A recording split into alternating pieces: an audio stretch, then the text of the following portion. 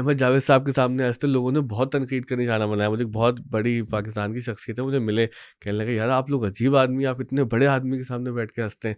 तो मैंने कहा असल में सर हमें तो ऐसा लगता है ना कि जावेद साहब के हुजूर में कि जैसे एक बच्चा होता है ना और वो कुछ बहुत ही अजीब सा सहर महसूस करे, और अब वो शहर में उसको समझ ही नहीं आया कि वो अपने इजहार कैसे करे जज्बात का। तो हंसी एक ऐसा हमारे पास मीडियम ऑफ एक्सप्रेशन है कि जो शायद हमारे जो है वो जज्बात का इजहार कर लेती है। जावेद साहब ने कोई कैमरा नहीं लगा हुआ था, कोई रिकॉर्डिंग नहीं हो रही थी, हमसे ऐसे बात की जैसे ना वो मजमे से बात करते ना, कोई वाह निहमाक से वाह। और पूरी दर्दमंदी से, और हमारे बेतुके सवालात को ऐसे एंटरटेन किया उन्होंने कि जैसे हमें भी महसूस हो गया कि हमने कोई अच्छे सवालात कर लिए। बाद में पता चला कि हम क्या बच्चों वाली बातें कहते हैं। बल्कि अनीक अहमद साहब भी उस महफिल में थे, वो बहुत नाराज़ हुए, कहने लगे भाई तुम्हारा दिमाग ख़राब हो गया, तुम 5 लड़के और तुमने अहमद जावेद साहब को बुला लिया और जावेद साहब भी तुम लोगों से ऐसे बात कर रहे हैं। लेकिन वो अनीक साहब ने बड़ी मोहब्बत का इज़हार किया। वो समझते थे अनीक साहब मैंने कोई बड़ा प्रोग्राम रखा होगा।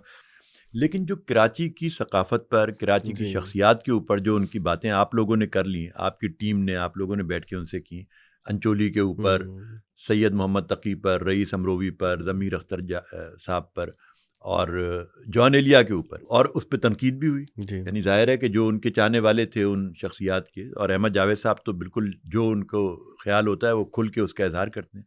तो आप लोगों को उसमें क्या मुश्किलात आई, और अहमद जावेद साहब की उस चीज़ को लेने के बाद जो है आपने फिर मज़ीद क्या मुश्किलात? जावेद साहब की खिदमत में कई लोग ये बातें करते भी थे आके, और लेकिन जावेद साहब ने साबित कर दिया कि ना वो मतलब ही is the man of so many trades, वो हुँ, कुछ भी कर सकते हैं हुँ, और वो हैरान कर देते हैं। हुँ। कि यार एक आपने किया था वो बहुत हिट गया था, वो था मौलाना इसहाक, जी, जी, जी। मस्जिद को अब ताला लग गया। देखो ना, ये मुतनाज़िया चीज़ें भी होती हैं बहुत सारी कि जो अच्छा फ़िरके वो पे क्या आती है हुआ? तो उसको कैसे डील नहीं करते हो? वो अच्छा वो जाते नहीं है पॉडकास्टों वगैरह में, आप उनकी हाँ, प्रोफ़ाइल कभी देख लें, नहीं, वो कहीं कभी नहीं नहीं। जाते। मैंने तो उनको पहचाना ही तुम्हारी वो पॉडकास्ट देख नहीं के। वो अपना उनका यूट्यूब चैनल हाँ। है, फेसबुक चैनल है, उनका जो जुम्मे का खुतबा होता है ना, जो अपनी दायरे से में वो जुम्मा पढ़ाते हैं वहाँ से, वो सब आता है। उनकी माशाल्लाह अच्छी फॉलोइंग है, लेकिन ये कि वो इस तरह के आदमी नहीं है कि पॉडकास्टों में बैठ के आके। तो जब उनसे मुलाकात हुई तो मतलब समझे ना वो ऑफ द स्कूल के ओटीएस के मौजू पे बात करेंगे, आपकी सक्सेस स्टोरी सुनेंगे, आपसे ये जानना चाहेंगे कि दूसरे लोग जो इस शोबे में आ रहे हैं वो किस तरह से कामयाब हो सकते हैं, कि ये ऑफ द स्कूल एक तो नाम ही बहुत ज़बरदस्त और बहुत ही आई कैचिंग नाम है, अजीब-सा भी है।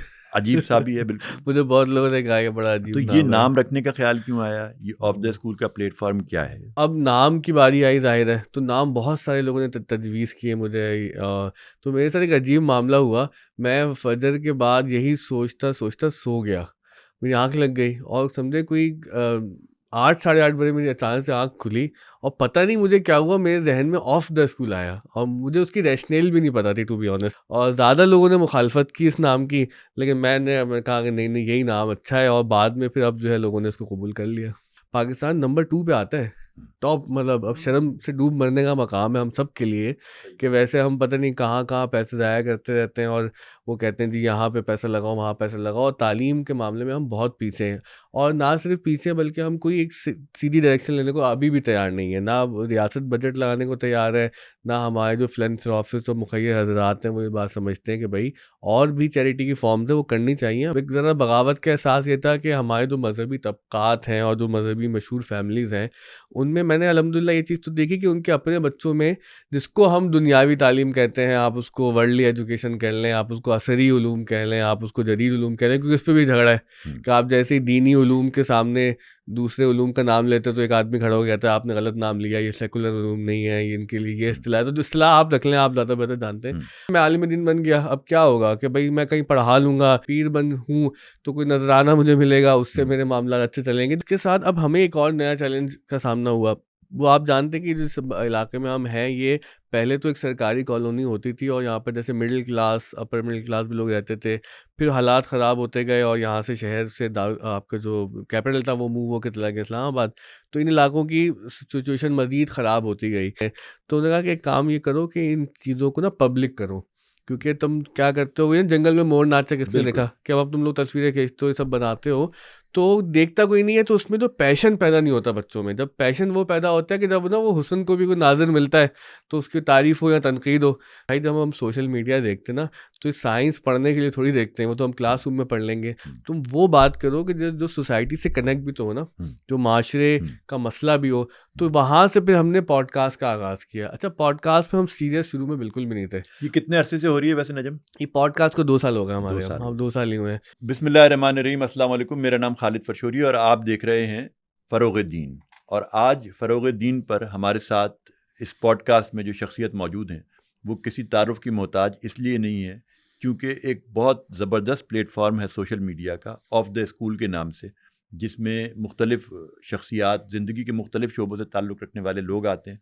और जिस तरह डॉन अखबार की एक बहुत ही मखसूस रीडरशिप है, एलीट रीडरशिप है, इसी तरह जब हम ये यूट्यूब्स देखते हैं तो इनकी एक तो बल्क में हर आदमी देख रहा होता है, कुछ एलीट व्यूअरशिप्स भी है।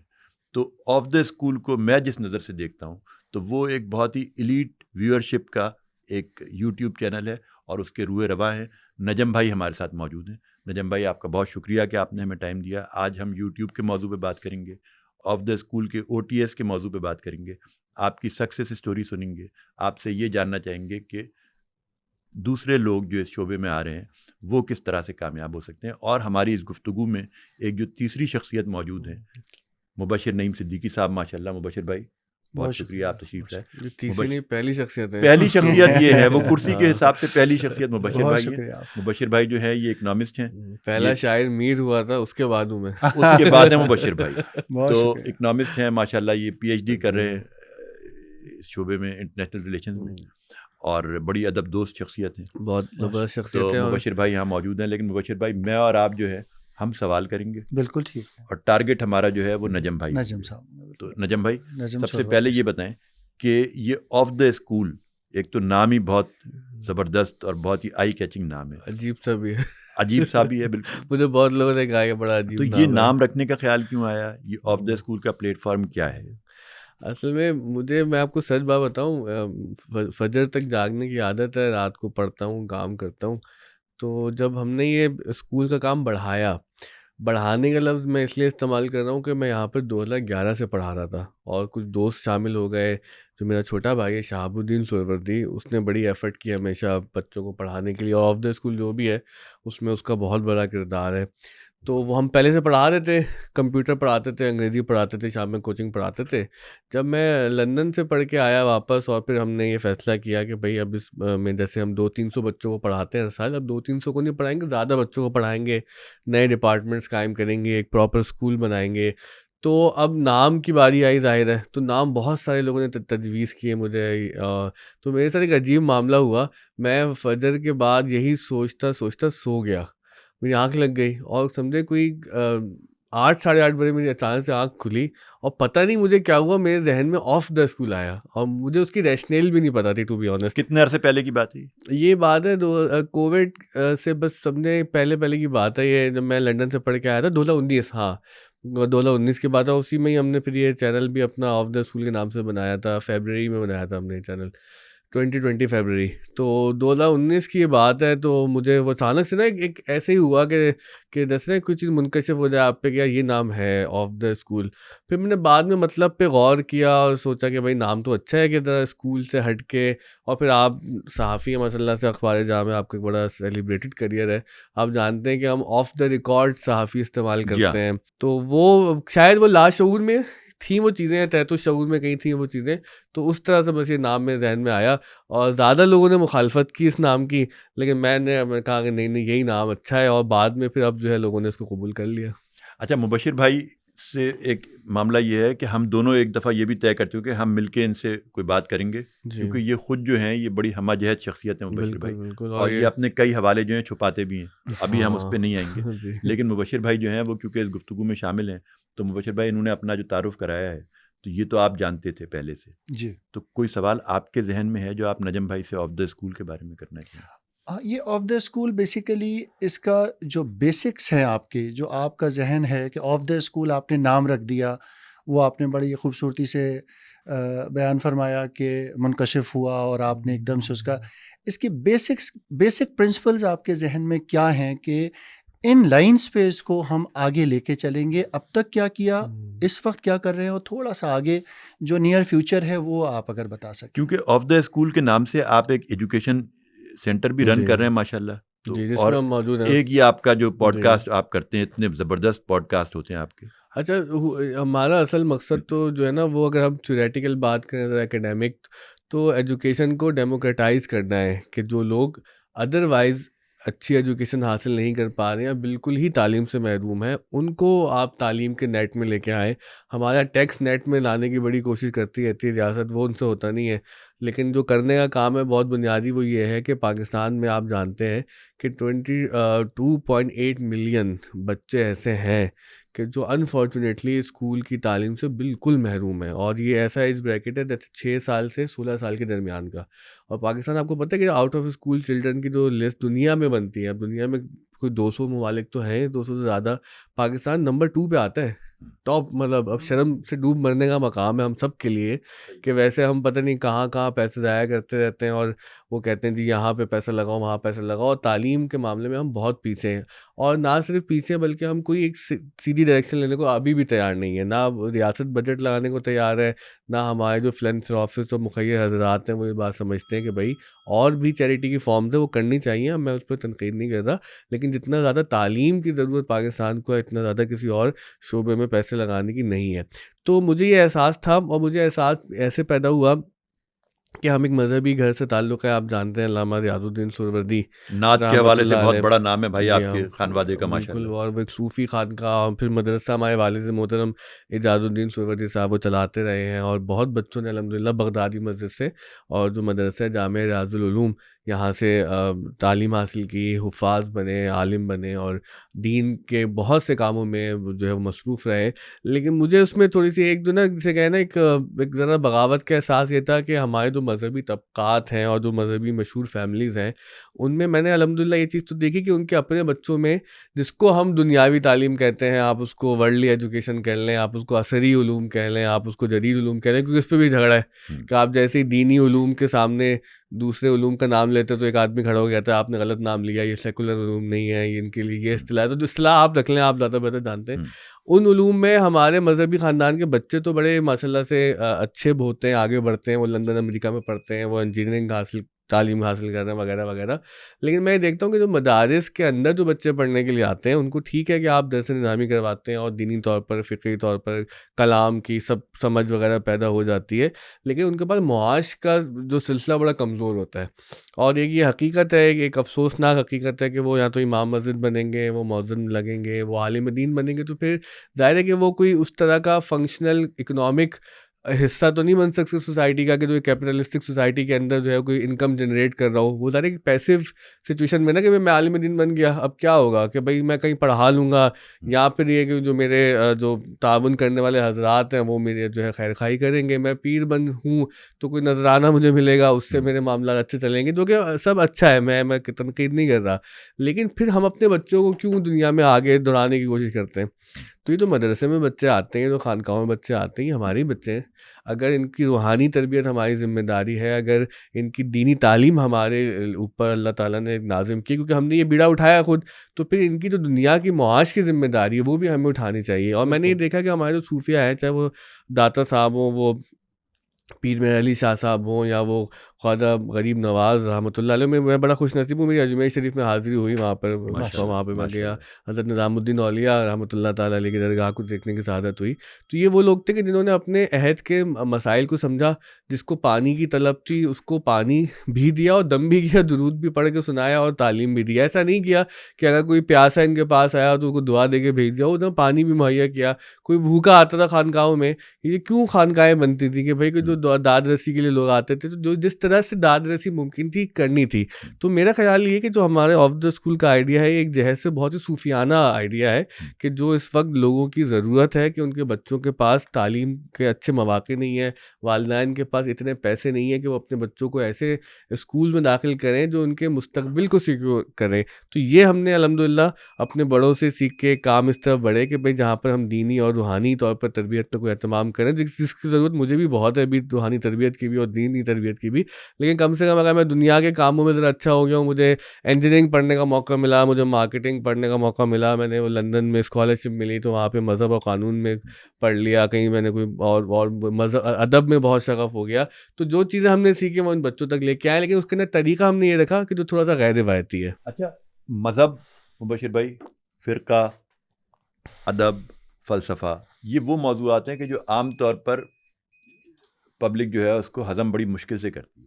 लेकिन आपका क्रेडिट ये है कि अब हम आपका जो ये यूट्यूब चैनल है जी। OTS ऑफ द स्कूल, इस पर आते हैं कि इसने इन चीज़ों को बहुत अच्छी तरह बहुत पब्लिक शुक्रिया। तक पहुंचाया और ये बहुत पॉपुलर हुए। आपके कई आपकी चीज़ें ऐसी हैं कि जो बज़ाहिर लगता था ये बड़ा हार्ड सब्जेक्ट है और ये आम तौर पे नहीं, लेकिन ये पब्लिक में भी वो गया। तो ये चीज़ आपने किस तरह की आपने कि आपने मज़हब की तरफ जो है वो और फ़लसफ़े की तरफ हार्ड टॉपिक्स को आपने आम फहम कैसे बनाया? अच्छा, पॉडकास्ट तक बताने में पहुंचने में ज़रूरी है कि हम ये बता सकें कि हम जो स्कूल चला है ना, ये किंडरगार्टन से लेकर सेकेंडरी तक बच्चों को हम पढ़ाते हैं, जो जिसे हम फॉर्मल एजुकेशन कहते हैं। फिर हमने अपनी एक मोबाइल एप्लीकेशन बनाई हुई है जिससे ऑनलाइन एजुकेशन का एहतमाम किया। फिर हमने वीकेंड पे स्किल्स बेस्ड कोर्सेज करवाए हुए हैं, IT में, मतलब मोबाइल ऐप कैसे बनानी है बच्चे को, वेब डेवलपमेंट कैसे होगी। मीडिया स्कूल हमने एक बनाया है जिसके अंदर हम सिखाते हैं ग्राफिक डिज़ाइनिंग कैसे होगी, वीडियो एडिटिंग कैसे होगी, ये प्रोडक्शन, ये कैमरा टेक्निक्स क्या है, फिर लैंग्वेजेस हम करवाते हैं यहाँ पर। तो अल्हम्दुलिल्लाह ऑफ द स्कूल में जो रिवायती स्कूल की तालीम है वो भी, स्किल्स बेस्ड एजुकेशन भी और दीनी तालीम वगैरह सब चल रही थी। अच्छा, इसके साथ अब हमें एक और नया चैलेंज का सामना हुआ। वो आप जानते हैं कि जिस इलाके में हम हैं, ये पहले तो एक सरकारी कॉलोनी होती थी और यहाँ पर जैसे middle class, upper middle class भी लोग रहते थे। फिर हालात ख़राब होते गए और यहाँ से शहर से आपका जो कैपिटल था वो मूव होके चला गया इस्लामाबाद। तो इन इलाकों की सिचुएशन मज़ीद ख़राब होती गई। तो जो बच्चे हमारे पास आते हैं, वो उनको मैं देखता था कि उनके पास मुआशी तंगदस्ती का इतना बड़ा मसला था कि वो पढ़ाई में तवज्जो उनके लिए मुमकिन नहीं थी। मतलब कंप्यूटर ज़िंदगी में कभी नहीं देखा, उनको कुछ भी नहीं आता, ना तालीम में वो अच्छे, ना उनको स्किल आता है, और फिर वो जो अखलाकी और जो ज़रा माशरे के जराइम है उस तरफ उनकी रग़बत ज़ाहिर है पैदा होगी कि अब एक आदमी बिल्कुल ही तंग-दस्त हो। तो इस सूरत हाल में हमने ये कोशिश की कि हम यहाँ पर स्कूल और कोचिंग सेंटर और ये क्लासेस के साथ एक इंक्यूबेशन सेंटर बनाएँ। यानी वो ऐसा सेंटर बनाएँ जहाँ पे बच्चे ना हैंड्स ऑन एक्सपीरियंस हासिल करें। मतलब कैमरे को किताब में तो नहीं पढ़ा सकता ना कि भाई कि अपर्चर ये होता है, ISO ये होती है, शटर हुँ, स्पीड होती है, तो वो हुँ, बच्चा सुन लेगा। हुँ, लेकिन जब तक वो कैमरा पकड़ेगा नहीं, जब तक वो वीडियो शूट नहीं करेगा, जब तक वो तस्वीर लेगा नहीं, तो वो 100 तस्वीरें ख़राब करेगा, फिर उसको 101वीं तस्वीर खींचनी आएगी। वैसे ही ना, जैसे जहाज़ का ट्यूटोरियल तो मैंने भी देखा यूट्यूब पे, जहाज़ कैसे उड़ाते हैं, लेकिन मैं जहाज़ उड़ा तो नहीं नहीं उड़ा सकता सकते। जब तक मैं जहाज़ में बैठूँगा नहीं। तो हमने ये सोचा कि हम ऐसा काम करें कि जहाँ पर अमली तौर पर उनके कोई काम ऐसा हो जो हैंड्स ऑन एक्सपीरियंस वाला काम हो। तो अल्हम्दुलिल्लाह फिर कुछ दोस्तों ने मिलके बड़े अच्छे कंप्यूटर्स हमें लगा के दिए, बहुत हाई एंड कंप्यूटर्स, हुँ, जिस पे 3D काम भी हम करते हैं, एडिटिंग करते हैं। ये आपके सामने स्टूडियो मौजूद है। तो यहाँ से फिर हमें कुछ दोस्तों ने मज़ीद मशवरा दिया। एक दोस्त मेरे माशाल्लाह बड़े अच्छे हैं, काबिल हैं, और वो बड़ा इस प्रोजेक्ट से जुड़े रहते हैं। तो उन्होंने कहा कि एक काम ये करो कि इन चीज़ों को ना पब्लिक करो, क्योंकि तुम क्या करते हो, ये जंगल में मोर नाचा किसने बिल्कुल। देखा? कि अब तुम लोग तस्वीरें खींचते हो, ये सब बनाते हो, तो देखता कोई नहीं है, तो उसमें जो पैशन पैदा नहीं होता बच्चों में। जब पैशन वो पैदा होता है कि जब ना वो हुस्न को भी कोई नाज़िर मिलता है, तो उसकी तारीफ़ हो या तनकीद हो। तो हुँ, हमने सोचा कि चलें भाई कि दुनिया के सामने हम अपना जो है वो काम लेके चलते हैं। तो पहले तो हमने तालीमी वीडियोज़ बनाई साइंस पे और मैथ्स पे और फिज़िक्स पे। फिर मुझे एक दोस्त ने समझाया कि भाई जब हम सोशल मीडिया देखते हैं ना, तो ये साइंस पढ़ने के लिए थोड़ी देखते हैं, वो तो हम हुँ, क्लासरूम में पढ़ लेंगे। हुँ, तुम वो बात करो कि जो जो सोसाइटी से कनेक्ट भी तो हो ना, हुँ, जो माशरे हुँ, का मसला भी हो। तो हुँ। वहाँ से फिर हमने पॉडकास्ट का आगाज़ किया। अच्छा, पॉडकास्ट में हम सीरियस शुरू में बिल्कुल भी नहीं थे। ये कितने अरसे से हो रही है वैसे नजम? ये पॉडकास्ट को 2 साल हो गए 2 हमारे अब, साल हो हाँ, गए। 2 साल ही हुए हैं। तो 2 साल कबल मेरे दोस्त हैं, वो ऑन अब्बास, उनसे मैंने कहा तुम कर लो, मेरे पास तो टाइम ही नहीं होता, मैं जॉब भी करता हूँ और वो ये भी सारा, आपकी टीम का हिस्सा हैं? मतलब वो वॉलंटरीली हाँ, कर। राना आसिफ भी हैं उसमें। और राना आसिफ साहब तो अब तो हाँ, मुस्तकिल हमारे हुँ, OTS का हिस्सा हो गए, पहले वो भी वॉलंटरीली हमारे हुँ, साथ काम कर रहे थे। तो अल्हम्दुलिल्लाह हमारे पास इस वक्त स्कूल में 150-200 टीचर्स हैं जो ऑन हमारे, हम समझे जो हमारे OTS का परमानेंट हिस्सा है। हुँ, जो नॉन टीचिंग स्टाफ है वो 50-60 लोग हैं, तो 250-300 लोगों की टीम है। हुँ, 3000 बच्चे पढ़ रहे हैं। लेकिन कुछ दोस्त मेरे ऐसे हैं जो वॉलंटरीली अपने जज्बे के तहत इस प्रोजेक्ट में लगे रहे। जैसे मैं खुद भी, ज़ाहिर है OTS का मैं वॉलंटियर हिस्सा ही हूँ, क्योंकि मेरी अपनी एक जॉब है, अपनी ज़िंदगी के दूसरे मामलात हैं। तो हमने पॉडकास्ट शुरू किया, तो मैंने ऑन से कहा वो शुरू करो, फिर ज़ाहिर है हम भी बैठ गए, बातें हुई, हम हँसते बहुत ज़्यादा थे पॉडकास्ट में। अब कई दफ़ा बहुत कैंडिड होता है आपका। अहमद जावेद साहब के सामने हँसते लोगों ने बहुत तनकीद का निशाना बनाया। मुझे बहुत बड़ी पाकिस्तान की शख्सियत है, मुझे मिले, कहने लगे यार आप लोग अजीब आदमी, आप इतने बड़े आदमी के सामने बैठ के हँसते हैं। तो मैंने कहा असल में सर हमें तो ऐसा लगता है ना कि जावेद साहब के हुजूर में कि जैसे एक बच्चा होता है ना, और वो कुछ बहुत ही अजीब सा सहर महसूस करे, और अब वो सहर में उसको समझ ही नहीं आया कि वो अपने इजहार कैसे करे जज्बात का। तो हंसी एक ऐसा हमारे पास मीडियम ऑफ एक्सप्रेशन है कि जो शायद हमारे जो है वो जज्बात का इजहार कर लेती है। तो वहाँ जो आपका सवाल था ना, उसका सही जवाब अब ये है कि वो हमारी किस्मत यूँ बदली कि जावेद साहब तशरीफ़ ले आए। यही हुआ। अच्छा, जावेद साहब यहाँ पर जो है 2015 से आ रहे हैं, मतलब जब ये स्कूल की इस तरह की सारी ये बिल्डिंग नहीं थी, तो हॉल था, यहाँ पे एक मदरसा था। तो जावेद साहब से मेरी 2014 में पहली मुलाकात हुई, और मैं तो बस उनके इश्क में गिरफ्तार हो गया। और उनकी एक बड़ी ज़र्रा नवाजी ये है कि उस वक्त के जब अब हैं तो ज़ाहिर है अभी भी कुछ नहीं हम उनके आगे, लेकिन उस वक्त तो बिल्कुल ही नाम पता भी नहीं था, और उस वक्त तो जावेद साहब से मिलना मेरे लिए बड़ा मुश्किल था। वो उस वक्त मेरी दावत पे यहाँ कराची आए, और इसी जगह पर कुछ भी नहीं होता था यहाँ पे, मतलब ये हॉल था और हम 5 दोस्त बैठे हुए थे, और 5 दोस्तों ने हमने बैठ के उनसे 1 घंटा कोई इल्हाद पे सवालात किए। और यकीन जाने जावेद साहब ने, कोई कैमरा नहीं लगा हुआ था, कोई रिकॉर्डिंग नहीं हो रही थी, हमसे ऐसे बात की जैसे ना वो मजमे से बात करते ना, कोई वाह निहमाक से वाह। और पूरी दर्दमंदी से, और हमारे बेतुके सवालात को ऐसे एंटरटेन किया उन्होंने कि जैसे हमें भी महसूस हो गया कि हमने कोई अच्छे सवालात कर लिए। बाद में पता चला कि हम क्या बच्चों वाली बातें कहते हैं। बल्कि अनीक अहमद साहब भी उस महफिल में थे, वो बहुत नाराज़ हुए, कहने लगे भाई तुम्हारा दिमाग ख़राब हो गया, तुम 5 लड़के और तुमने अहमद जावेद साहब को बुला लिया, और जावेद साहब भी तुम लोगों से ऐसे बात कर रहे हैं। लेकिन वो अनीक साहब ने भी बड़ी मोहब्बत का इज़हार किया। वो समझे थे अनीक साहब मैंने कोई बड़ा प्रोग्राम रखा होगा, हम तो बस जावेद साहब को देखना चाहते थे, उनसे बात करना चाहते थे। तो बस वो फिर जावेद साहब आते रहे, और फिर जब ये पॉडकास्ट का सिलसिला शुरू किया तो उनकी बड़ी मेहरबानी कि उन्होंने हमारी दरख्वास्त कबूल करके हमें वक्त दिया, और वो फिर अल्हम्दुलिल्लाह ऐसा वक्त दिया कि अब तो वो कराची कोई 2-2 हफ्ते हम क़याम होता है यहाँ पे उनका, हम डेली रिकॉर्ड करते हैं उनको। अच्छा, अहमद जावेद साहब की, मुबशिर भाई, इनके जो मैं ओटीएस के ऊपर जो चीज़ें देखता हूँ, तो उन्होंने तो बड़ी बड़ी जो अदबी मबाहिस हैं और इल्मी मबाहिस हैं और दीनी मामलात हैं, उस पर बड़ी बड़ी बातें की हुई हैं उन्होंने। लेकिन जो कराची की सकाफ़त पर, कराची की जी। शख्सियात के ऊपर जो उनकी बातें आप लोगों ने कर ली, आपकी टीम ने, आप लोगों ने बैठ के उनसे की, अंचोली के ऊपर, सैयद मोहम्मद तकी पर, रईस अमरोवी पर, ज़मीर अख्तर साहब पर, और जॉन एलिया के ऊपर, जी। तो वो चीज़ें इतना हिट हुई और वो उसके क्लिप्स इतने चले, तो और उस पे तनकीद भी हुई। जी। यानी ज़ाहिर है कि जो उनके चाहने वाले थे उन शख्सियात के, और अहमद जावेद साहब तो बिल्कुल जो उनको ख्याल होता है वो खुल के उसका इज़हार करते हैं।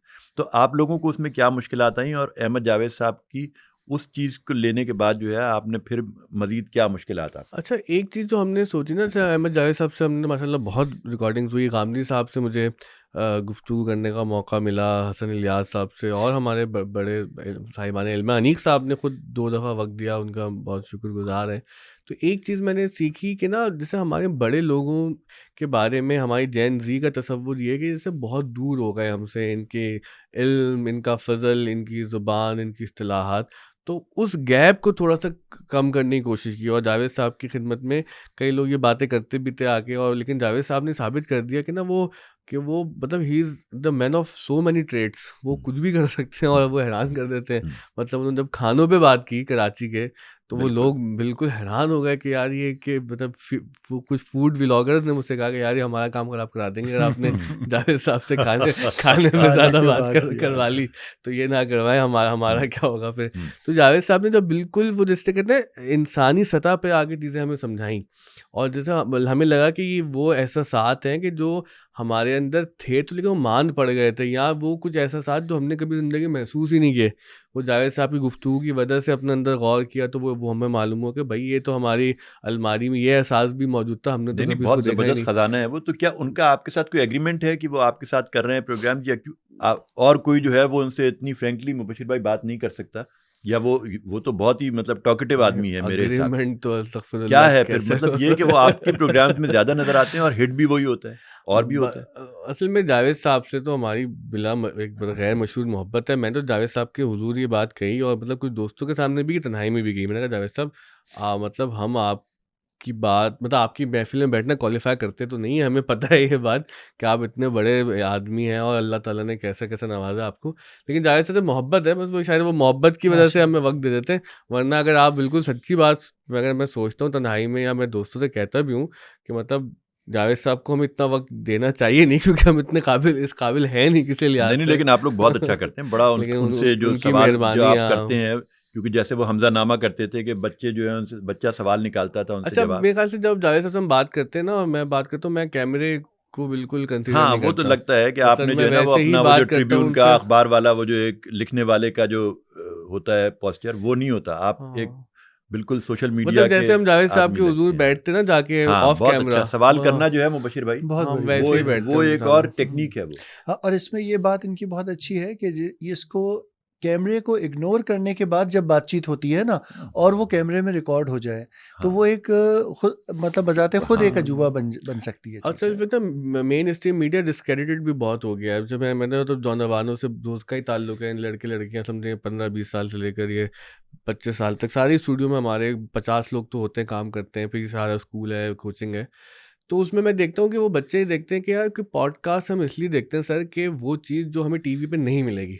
अगर हुँ। आपने टीवी की तरह इंट्रो बताना है और टीवी की तरह ही बहुत ज़बान सँभाल के बात करनी है और फंबल भी ना हो और जुमले की बुनत और ऐसा हो और वो दरोबस्त नहीं, नहीं, ऐसा वो हो, ख़त्म हो गया तो दौर वो भाई। अब सब निकल के अखबारी अब ज़बान कुछ नहीं रही अब। पोस्ट मॉडर्न एरा में हम आ गए हैं। हाँ, हाँ। और जावेद साहब का कमाल ये है कि जावेद साहब ने जब पॉडकास्ट में गुफ्तगू हमसे की ना तो वो ऐसा लगता है कि जैसे ना वो मतलब जिस उम्र के लोगों से बात करते हैं वो मिसालें भी वैसी हो जाती हैं और वो एहसास जज्बात वो सब हमें ना समझ आने लगता है, वो इंटरनलाइज होने लगता है।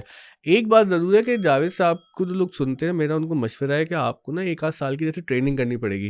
जैसे जावेद साहब का अपना चैनल है, वहाँ पे वो बहुत ही फ़लसफ़ियाना इल्मी मबाहिस पर गुफ्तगू होती है। वहाँ पर आप देखते हैं कि अदबी थ्योरीज़ पे बात हो रही है। कुछ हिस्सा गो के हमने ऑफ द स्कूल के लिए भी किया है। लेकिन अगर जावेद साहब को एक साल सुनेंगे ना तो वो फिर आप मेरे ख़्याल से क्वालीफ़ाई करेंगे। मेरे एक दोस्त हैं बड़े मशहूर, आप जानते हैं उनको, मुस्तफ़ा चौधरी साहब। वो फोरमैन शो से बड़े मशहूर हुए और उनके भाई हैं मुर्तज़ा चौधरी। तो मुस्तफ़ा चौधरी साहब भी जावेद साहब से मिलते हैं और वो बड़ा पसंद करते हैं। तो शुरू-शुरू में वो बड़ा लोग कहते थे जी कि जावेद साहब समझ नहीं आते और मुश्किल बात करते हैं। तो मुस्तफ़ा भाई ने बड़ी कमाल बात की और वो मेरे बड़े काम आई और मैंने बहुत लोगों को बताई। उन्होंने कहा देखें, अहमद जावेद साहब जैसे लोगों को सुनने के लिए, समझने के लिए एक ख़ास सतह आपको क्वालीफ़ाई करनी पड़ती है। तो मसला उनका नहीं है, मसला आपका है। हुँ। कि हुँ। मसलन अगर आप एक मतलब ये जब दूसरी मिसाल मैंने दी किसी दोस्त को कि भई अब आप ये अखबारी कॉलम पढ़ते हैं। तो अखबार का कॉलम तो ज़ाहिर है कि मासेस पढ़ते हैं, समझते हैं और किसी हद तक उसको समझ भी लेते हैं। लेकिन फिर आप एक रिसर्च पेपर पढ़ते हैं जो किसी एक एकेडमिक जर्नल में छपता है, किसी साइंस जर्नल में छपता है, वो अखबारी सतह का कॉलम तो नहीं होता ना। जी, तो जी। आपको एक ख़ास क्वालिफ़िकेशन चाहिए होती है उस आर्टिकल को समझने के लिए। तो हमें अपनी इस्तेदाद बढ़ाने की भी तो कोशिश करनी चाहिए ना। अब ये तो नहीं हो सकता कि मैंने अभी इस्तेदाद का लफ़्ज़ इस्तेमाल किया, अब आप किसी बच्चे से पूछे बोलेंगे सर आपने तो बहुत मुश्किल लफ़्ज़ इस्तेमाल कर लिया। मुश्किल लफ़्ज़ ये है कि वो आपको पता नहीं है उसके मायने, जब आपको उसके मायने पता चल गया तो आपके लिए आसान हो जाएगा। आसान। जब एक तरफ आपके ओटीएस के ऊपर बात हो रही होती है आदि शंकराचार्य की, फिसागोरस की, इब्न अरबी की, और एक तरफ बात हो रही होती है ज़फ़र अब्बास की, जी। शुतरमुर्ग की, हुँ, अली शेखानी की। जी। तो आप आई बॉल्स के लिए काम कर रहे हैं या आप लोगों को एजुकेट कर रहे हैं? हमने इसलिए शुरू नहीं किया था कि हम कोई पॉडकास्टिंग के नाम अमाल में अपने जो है वो हशर में उठें कि अब हम भी पॉडकास्टर हैं। हमने इसलिए शुरू किया था कि बच्चे सीख जाएँ, क्योंकि यहाँ बहुत से बच्चे ऐसे हैं कि माशाल्लाह जो एक्सप्रेस न्यूज़ गए और एक स्टारकॉम मीडिया एजेंसी है वहाँ पे बड़ी तादाद में गए और बहुत सी बड़ी कंपनीज़ हैं कि अल्हम्दुलिल्लाह ओटीएस के ट्रेन बच्चे जो ट्रेनिंग करके वहाँ पे अच्छी सैलरीज़ पे चले गए, जो हमारा असल मकसद था कि इन बच्चों को हमें गुर्बत से निकालना है।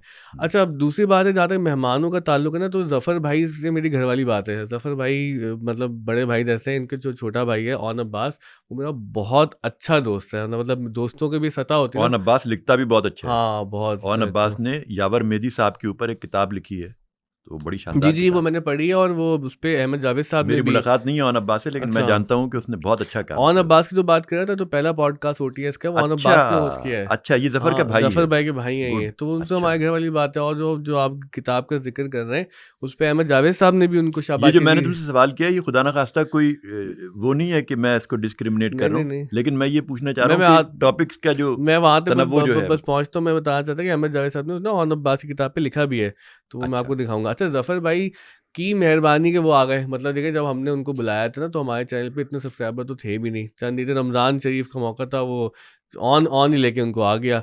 अच्छा, अली शेखानी साहब से एक मेरी मुलाकात किसी हवाले से हो गई थी, तो वो फिर जब पाकिस्तान आए तो वो आ गए। तो हमने कभी भी किसी को बहुत ज़्यादा फ़ोर्स नहीं किया या बहुत ज़्यादा इनवाइट नहीं किया कि आप आएँ, आप आएँ। उसमें होता ये है कि चूँकि हम यहाँ पे वेलफेयर काम कर रहे हैं ना, तो लोग देखते हैं, सराहते हैं, तो फिर वो वक़्त हमें दे देते हैं। और देखिए पॉडकास्ट मीडियम भी ऐसा है कि वहाँ पर बहुत ज़्यादा आप रिजिड नहीं हो सकते। हमने तो उस पे भी किया है क्रिकेट पे, उमैर अलवी साहब। वो भी अच्छा गया हाँ, था, वो तो अच्छा बहुत गया अच्छे था। उसके आईपीएल वाला जो था, हाँ, वो वर्ल्ड आईपीएल वर्ल्ड या कप चल रहा था। डब्ल्यूडब्ल्यूई, वो बड़ा अच्छा था। हाँ, WWE। तो इसी तरह से हमने एजुकेशन पे किया है और बहुत सारे मौजूआत पे किया है। यार एक आपने किया था वो बहुत हिट गया था, वो था मौलाना इसहाक, जी। मस्जिद को अब ताला लग गया। देखो ना, ये मुतनाज़ा चीज़ें भी होती हैं बहुत सारी कि जो अच्छा, फिरके वो पे क्या आती है, हुआ? तो उसको कैसे डील नहीं, करते हो वो तुम? हुआ क्या, वो मैं अर्ज़ करता हूँ। राना आसिफ साहब दोस्त हैं हमारे, अब तो हमारे मुस्तकिल OTS का हिस्सा है वो। तो उन्होंने बताया कि जो काशिफ भाई हैं, जो ब्रदर काशिफ के नाम से जी मशहूर हाँ। हैं, वो कराची आ रहे हैं। अच्छा, वो खुद अपने काम से आ रहे थे, कुछ उनके यहाँ पे मामलात थे, कुछ उनकी मुलाकातें थी, तो उनकी फ़्लाइट लेट हो गई। शाम में उनको आना था। अच्छा, मैं हूँ रात का राही, रात का सिपाही। रात को राना साहब ने कहा कि जी वो आ रहे हैं, तो लेट हो गई फ़्लाइट उनकी। तो ये मैंने कहा कौन साहब है? मैंने कहा ये तो मौलाना इसहाक साहब हैं। मैंने कहा तो बहुत बड़े आदमी थे, मैंने उनको बहुत सुना है मौलाना इसहाक साहब को, मैंने उनको कुछ चीज़ें पढ़ी भी हैं मैंने।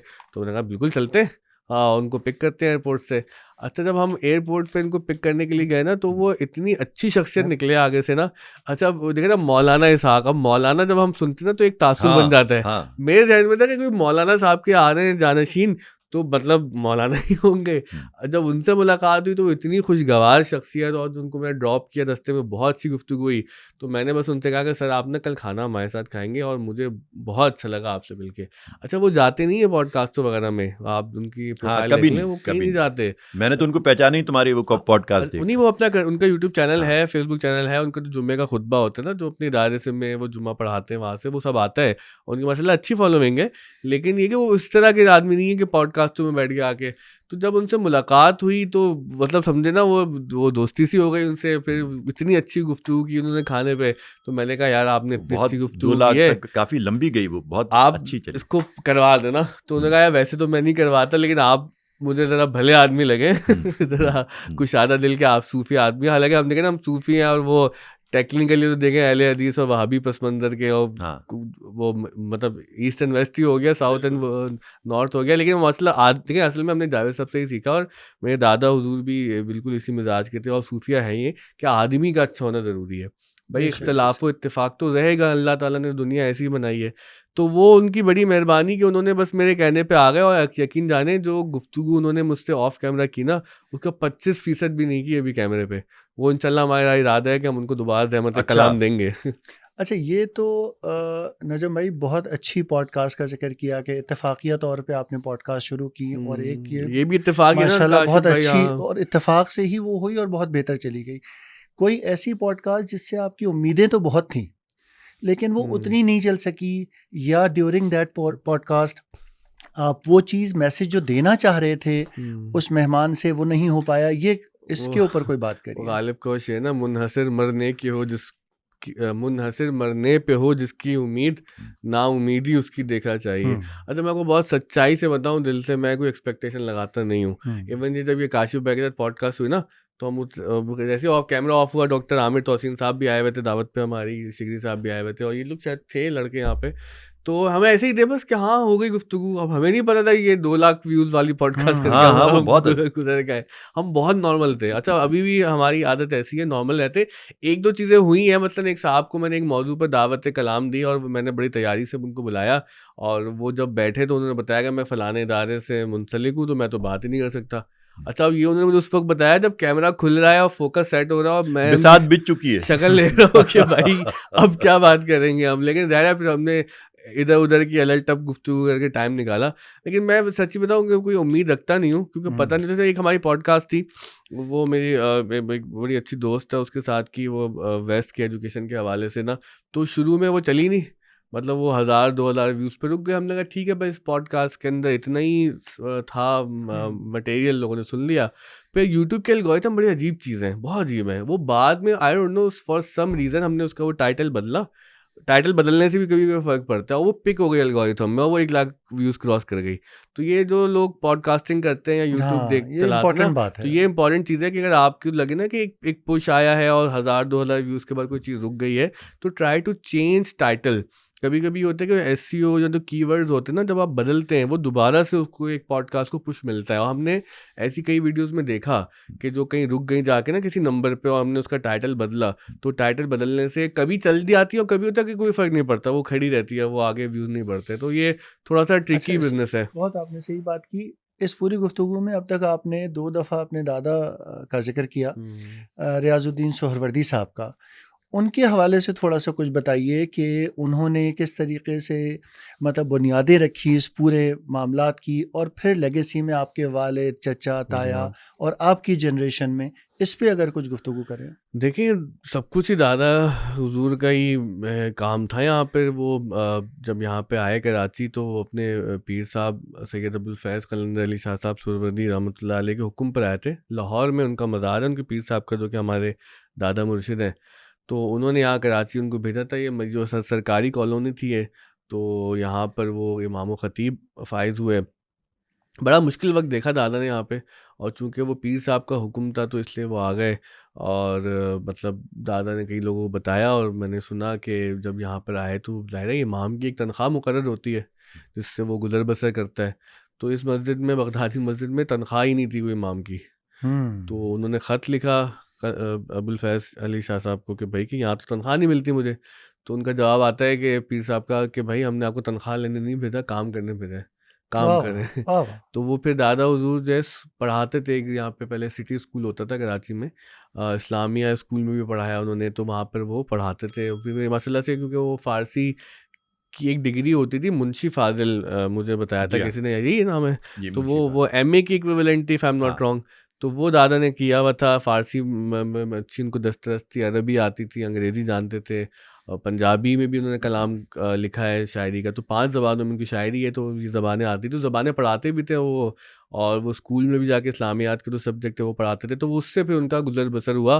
बल्कि आप लोगों को पता होगा, हमारी मस्जिद की एक बड़ी मशहूर चीज़ ये है कि हमारे यहाँ ज़ोहर की नमाज़ 2:15 बजे होती है, मतलब which is an quite late, हाँ, एनॉमली। हाँ, हाँ, हाँ, क्योंकि सब जगह 1:15 डेढ़ तक मैक्सिमम हो हो जाती है। जाती हुँ। है। तो मैंने पूछा एक दफ़ा वालिद साहब से कि भई 2:15 बजे नमाज़ हमारे यहाँ क्यों होती है? जुम्मा भी लेट होता है हमारे यहाँ। तो वो वालिद साहब ने बताया कि वो दादा हुज़ूर जो थे वो स्कूल पढ़ाने जाते थे, क्योंकि मस्जिद में तो तनख्वाह नहीं मिलती थी। तो उनका हुँ। गुज़र-बसर तो पढ़ा के होता था। तो फिर मस्जिद की इंतज़ामिया से ये एग्रीमेंट हो गया कि भई नमाज़ 2:15 बजे कर दें, ताकि मैं पौने 2 बजे तक स्कूल से आकर फिर नमाज़ पढ़ा लूँ। तो इंतज़ामिया ने कहा ठीक है, आप ऐसा कर लें। तो वो एक हुँ। ऐसी रिवायत बनी, उसको बड़ा फ़ायदा होता है। संडे को कई लोग दूर से नमाज़ पढ़ने आ हमारे यहाँ जाते आते हैं हैं। कि वो देर तक सोते रह गए, या नमाज़ ज़ोहर की जमात में जिनका शामिल होने की ख्वाहिश होती है। तो फिर दादा ने यहाँ पर माशाल्लाह नात ख़वानी के हवाले से बड़ा काम किया, फिर खानकाह की तरबियत। फिर बाद में वालिद साहब ने जब मदरसा बनाया तो वो माशाल्लाह उसमें बहुत बच्चे जो है ज़ेर तालीम रहे। फिर दादा का कमाल ये था कि वो जो नात ख़वानी थी ना, उन्होंने उसको बड़ा एक मिशन के तौर पे लिया। एक तो ये है कि इश्क़ रसूल सल्लल्लाहु अलैहि वसल्लम सल्लल्लाहु का अलैहि वसल्लम। एक बहुत ही मौसर ज़रिया है नात सुनना और नात कहना, नात पढ़ना और नात की मजालिस का इनेकाद करना। लेकिन दादा ने उसको ऐसे मिशन उसकी सूरत बनाया कि जैसे ना माशरे में कि आप सल्लल्लाहु अलैहि वसल्लम की जो मोहब्बत है वो नात से मुंतकिल हो, बल्कि वो हमारा असासा और सरमाया बने। मुझे वो बड़ा अच्छा जुमला लगता है। और शबनम रुमानी साहब मरहूम शायर थे, वो हमारे इलाके में रहते थे, बल्कि मैंने पहले अपने कलाम की इस्लाह उन्हीं से ली थी जब मैं छोटा था। तो उन्होंने एक बड़ा अच्छा फ़िक़रा लिखा था कि रसूलुल्लाह सल्लल्लाहु अलैहि वसल्लम की जो मोहब्बत है, वो हमारा सरमाया भी है और हमारा सरनामा भी है। तो ये मुझे वाह! नज़र आता है कि हमारे दादा ने उसको अमली तौर पे उस मिशन को कैरी करके दिखाया। और फिर वो देखें ना, फ़सीहुद्दीन सुहरवर्दी साहब जो ताए हैं हमारे, बदियुद्दीन सुहरवर्दी साहब बड़े कनाडा में नाम हैं होते हैं, भाई, बहुत और हमारे बड़े-बड़े वालिद नाम। साहब एजाज़ुद्दीन सुहरवर्दी। तो उनकी अल्हम्दुलिल्लाह सारी औलाद ने जो उनका दीन को आगे बढ़ाने का मिशन था, उसमें अल्हम्दुलिल्लाह बढ़-चढ़ के हिस्सा लिया। बहुत खूब। यार आपका जो मैंने देखा माशाल्लाह स्टेट ऑफ द आर्ट, मैं बहुत अरसे से नहीं, मतलब कुछ दिन पहले से ही हमारी आपकी मुलाकात हुई, तो आपके well equipped studios, state of the art सामान सारा आपका, जो मुझे लगता है कि आपका सिर्फ ये यूट्यूब या फेसबुक या सोशल मीडिया तक आपके वो नहीं है, और मुझे ऐसा वहम है कि आप सेटेलाइट पर कमंदे डालने जा रहे हैं। तो मुस्तकबिल के क्या इरादे हैं? ये ऑफ द स्कूल जो है OTS, ये क्या क्या करने वाला है? सही बात है, यूट्यूब तो हमारा एक बाय प्रोडक्ट ही है, क्योंकि हम तो यहाँ पर बच्चों को जैसे ज़िंदगी में आगे बढ़ाने की कोशिश कर रहे हैं उनकी तालीम और स्किल के ज़रिए। अल्हम्दुलिल्लाह ये दोस्त बड़े अच्छे मिले हैं, कुछ हमें जो अपना नाम ज़ाहिर किए बगैर ये सारा काम कर रहे हैं, और जो ज़रूरत इन बच्चों की होती है उस ज़रूरत को वो बहुत शौक़ से पूरा करते हैं। और उनकी भी मुलाकात अहमद जावेद साहब से रहती है, मेरी भी साथ भी रहती है, वैसे भी वो मिलते रहते हैं। तो जावेद साहब ने एक बड़ा अच्छा मशवरा उनको भी दिया, हमें भी दिया, जो कि असल में रसूलुल्लाह सल्लल्लाहु अलैहि वसल्लम की तालीम है कि तुम अपने लिए अपने भाई मोमिन मुसलमान भाई के लिए वो पसंद करो जो अपने लिए पसंद करते हो। तो जावेद साहब ने कहा चैरिटी कुछ नहीं होती, ये ना कहें आप कि जी हम कुछ चैरिटी स्कूल चला रहे हैं, आप ये कहें कि मैं एक ऐसा स्कूल चला रहा हूँ जहाँ पे मेरे बच्चे पढ़ सकते हैं, जहाँ आपके बच्चे पढ़ सकते हैं। तो अल्हम्दुलिल्लाह हमने भी, उन्होंने भी जावेद साहब की इस बात को बहुत सीरियस लिया, और अब हम यही कोशिश करते हैं कि जैसे मेरा बच्चा अगर यहाँ पढ़े, उनके उनके उनके बच्चे कुछ यहाँ पे कोर्सेज़ भी करके गए हो, उसमें अल्हम्दुलिल्लाह वो खुश हुए कि जो हमारा एक ख्वाब था कि भई हम अपने बच्चों को इज़्ज़त व वक़ार से पढ़ाएँ, उनके साथ हर लिहाज से जो बेहतरीन हम उनको तालीम दे सकें। तो ये इस वक़्त हम 3000 बच्चों को पढ़ा रहे हैं। उम्मीद ये है कि हम मज़ीद स्कूल की ब्रांचेज़ बनाएँ और आगे बढ़ें। लेकिन इसमें खालिद भाई एक मसला बड़ा ये है कि ये रियासत संजीदा नहीं है तालीम में के मामले में। अब जिस इलाके में हम बैठे हुए हैं, यहाँ पर 19 घंटे लोड शेडिंग कर रही है। अब ये कराची के कई इलाकों में शुरू हो गया है, 19-19 घंटे लोड शेडिंग कर रहे हैं। वो बच्चे सुबह मुँह धोए बगैर हमारे स्कूल आते हैं। वो उनके पास घर में जो है वो पानी नहीं है। अभी मैंने कई पॉडकास्टों में बताया जाके कि वो एक हमारे क्लास 1 के बच्चे ने अपने आप को वॉशरूम में बंद कर लिया। वो थोड़ी देर बाद दरवाज़ा खुलवाया तो वो कपड़ों समेत पूरा भीगा हुआ था। उसने लोटे से पानी भरा या मुस्लिम शावर से। तो पूछा, प्रिंसिपल साहब आ गए इतनी देर में कि भई क्या हुआ? तो वो कहने लगा सर हमारे घर में पानी नहीं है। 4 दिन बाद मुझे पानी नज़र आया इस तरह से, तो मैंने सोचा मैं नहा लूँ, मुझे बहुत बेचैनी हो रही थी। अरे अरे, तो अब आप बताएं कि क्लास 1 का क्लास बच्चा। 1 का बच्चा, क्या उम्र होती है क्लास 1 के बच्चे की? 6 साल, साढ़े 6 साल। तो मेरी दरख्वास्त हुकाम बाला से ये है कि कराची पे थोड़ा रहम करें।